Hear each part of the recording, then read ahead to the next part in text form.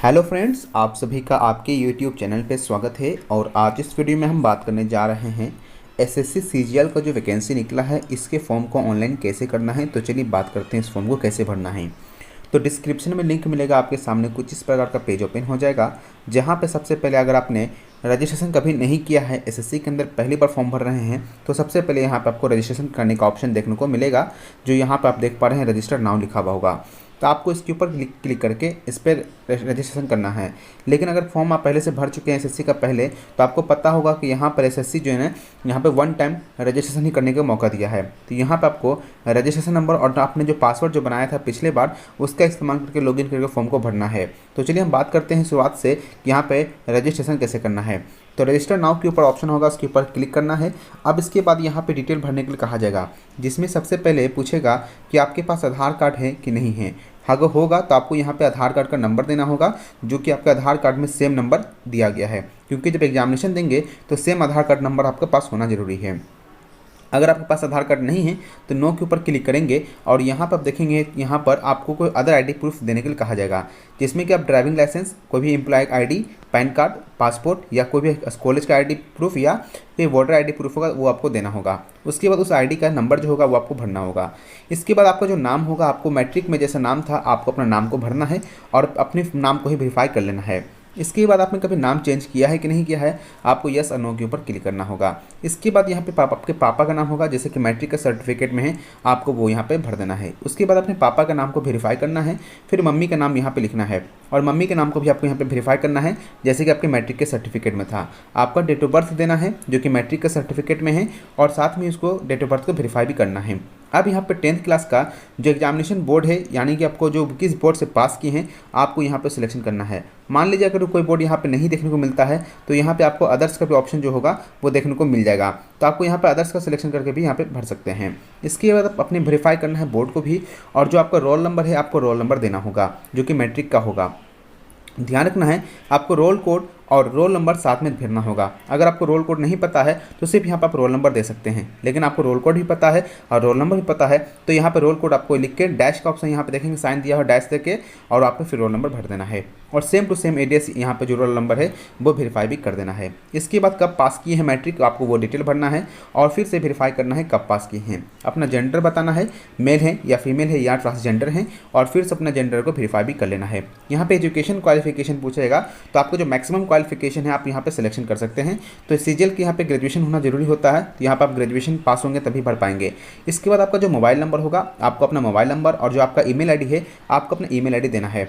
इसके बाद किस राज्य से बिलोंग करते हैं, आपका स्थायी निवासी कहाँ का है, आपको उसका सिलेक्शन करके सेव के ऊपर क्लिक करना है। और इसके बाद यहाँ पे आपका रजिस्ट्रेशन हो जाएगा और आपको पासवर्ड मिलेगा। आपको उस पासवर्ड और रजिस्ट्रेशन नंबर का इस्तेमाल करके आपको लॉगिन पे क्लिक करना है। लॉगिन पे जैसे जाएंगे, आपके सामने यहाँ पर पासवर्ड चेंज करने के लिए कहा जाएगा। तो यहाँ पे जो ओल्ड पासवर्ड यहाँ देखने को मिल रहा है, वो आपको जो 4 डिजिट का OTP जो मोबाइल और ईमेल पे मिला है, वो उसमें से आप इस्तेमाल कर सकते हैं। और यहाँ पे जो पासवर्ड है आपको खुद से बनाना होगा, जिसमें कि आपको ध्यान रखना है, एक कैपिटल लेटर होना चाहिए, एक स्मॉल लेटर और कोई नंबर और कुछ कैरेक्टर जैसे @ स्टार कुछ ऐसा आपको इस्तेमाल करके 8 से 15 कैरेक्टर का बीच का बना लेना है। ये पासवर्ड बनाने के बाद यहाँ पे आपको जो सबमिट का ऑप्शन होगा, सबमिट के ऊपर क्लिक करेंगे। सबमिट के बाद क्लिक करने के बाद अब आपको यहाँ पे कुछ एडिशनल अनकाउंटेड डिटेल्स भरने के लिए कहा जाएगा, जिसमें कि सबसे पहले आपको कैटेगरी का ऑप्शन चॉइस करना है कि आप किस कैटेगरी से बिलोंग करते हैं, कैटेगरी का चॉइस कर लेना है। इसके बाद आपका नेशनैलिटी पूछेगा, आपको अपना नेशनैलिटी भरना है। कुछ आइडेंटिफिकेशन मार्क्स पूछेगा, कहीं कट मार्क, कहीं मोल मार्क्स, कहीं बर्थ मार्क्स, आपको वो लिख देना है। इसके बाद यहाँ पे आपका पूछेगा कि आप विकलांग हैं कि नहीं, आपको यस और नो के ऊपर क्लिक करना है। अगर विकलांग होंगे तो आपको यहाँ पे यस के ऊपर क्लिक करना है, अगर विकलांग नहीं है तो नो के ऊपर क्लिक करेंगे। और विकलांग उसी को माना जाएगा जिसका 40% से प्लस यहाँ पे डिसेबिलिटी है। और यहाँ पर टाइप ऑफ डिसेबिलिटी पूछेगा, तो अगर आंख से प्रॉब्लम है, देखने में प्रॉब्लम है तो VH का सिलेक्शन करेंगे, और HH का होगा, सुनने में प्रॉब्लम होगा तो HH, और OH का सिलेक्शन तब करेंगे जैसे कि आपको यहाँ नाटे हैं, ये एसिड अटैक हो गए हैं, या आपको पैरालिसिस मारा हुआ है, लेप्रेसी है, मस्कुलर डिस्ट्रोफी है, अगर ये सभी होगा तभी आप यहाँ पे OH का सिलेक्शन करेंगे। इसके बाद अदर्स का ऑप्शन है, इसके अलावा में जो मेंशन नहीं किया गया है उसके बाद यहाँ पे अदर्स का सिलेक्शन कर देना है। अब यहाँ पे आपको डिसेबिलिटी सर्टिफिकेट नंबर भी देना पड़ेगा अगर आप विकलांग में बिलोंग करते हैं तो। अब यहाँ पे परमानेंट एड्रेस भरने के लिए कहा जाएगा, जहाँ से आपका आवासीय प्रमाण पत्र बना है, सेम टू सेम एड्रेस यहाँ पे फिलअप करना है, जिसमें ward number, village, post office, थाना और आपका डिस्ट्रिक्ट का नाम यहाँ पे भर सकते हैं।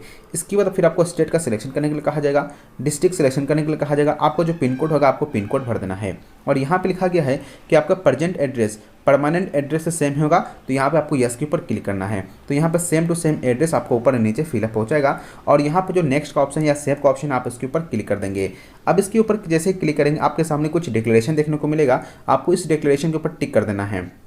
जैसे यहाँ टिक के ऊपर क्लिक करेंगे आपको फाइनल सबमिट के ऊपर क्लिक करना है और फिर से आपके मोबाइल के ऊपर एक OTP आएगा जो कि 4 डिजिट का होगा। आपको वो OTP डालकर यहाँ पे सबमिट पे क्लिक कर देना है। जैसे ही सबमिट पे क्लिक करेंगे यहाँ पे आपका रजिस्ट्रेशन कंप्लीट हो जाएगा और यहाँ पे आपके सामने कुछ इस प्रकार का पेज ओपन हो जाएगा। अब यहाँ पे आप देखेंगे आपके सामने CGL 2023 का ऑप्शन देखने को मिल जाएगा और यहाँ पे अप्लाई का ऑप्शन भी देखने को मिलेगा।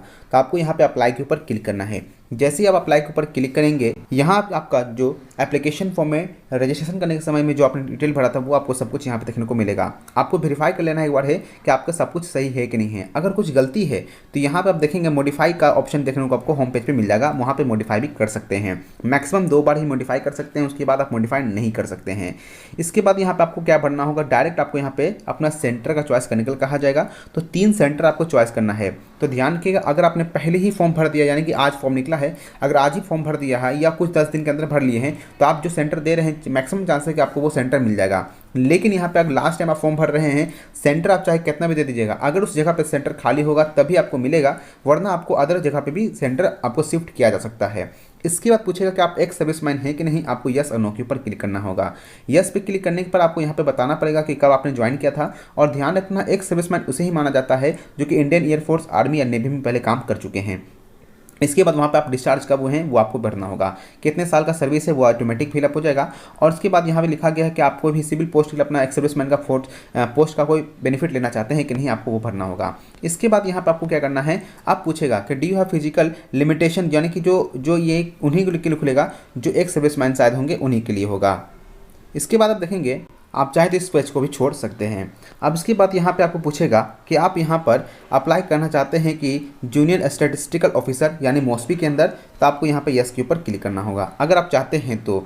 इसके बाद यहाँ पूछ रहा है कि आपके पास एसेंशियल क्वालिफिकेशन है कि नहीं JSO का, तो आपको यहाँ पर ध्यान रखना है कि JSO को पोस्ट के लिए आपको क्वालिफिकेशन और ये post of statistical investigator grade 2 के लिए जो पोस्ट का जो क्वालिफिकेशन है क्या है वो आपको मैं यहाँ पे बता देना चाहता हूँ।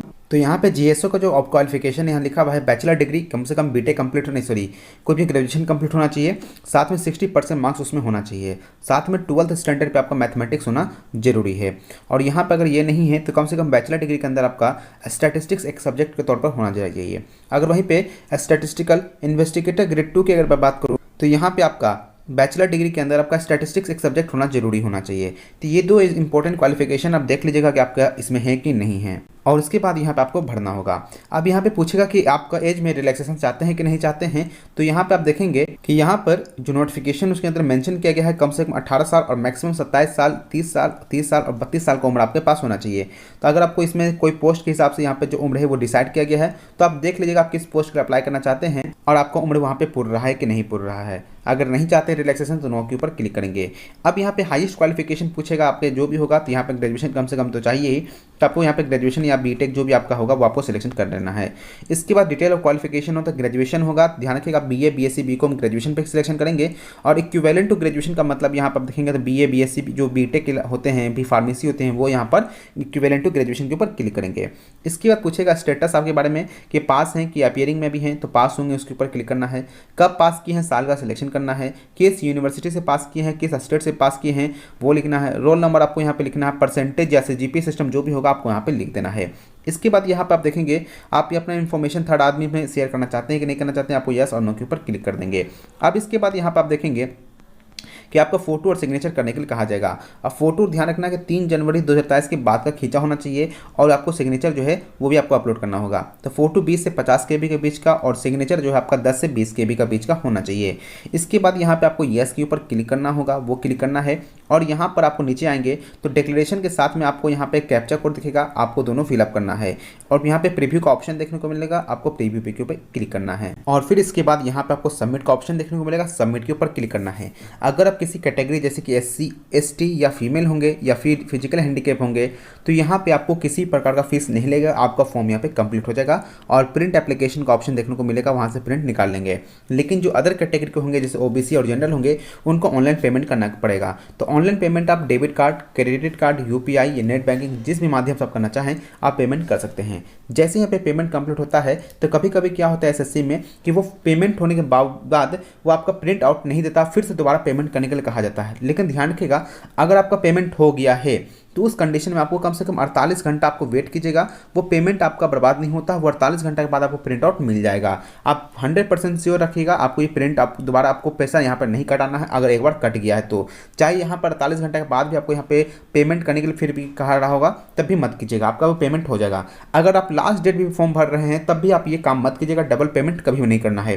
वो 48 घंटा के बाद वो आपका ऑटोमेटिक सही हो जाएगा, प्रिंट एप्लीकेशन आपको मिल जाएगा। इस प्रकार से जो फॉर्म है आपका आसानी से फिलअप हो गया होगा। आशा करता हूँ ये वीडियो अच्छा लगा होगा। अगर वीडियो अच्छा लगा हो तो लाइक कीजिए, शेयर कीजिए और चैनल को सब्सक्राइब कीजिएगा। और इसी प्रकार का अपडेट चाहने के लिए आप चैनल पे आते रहिएगा। Thank you for watching this video.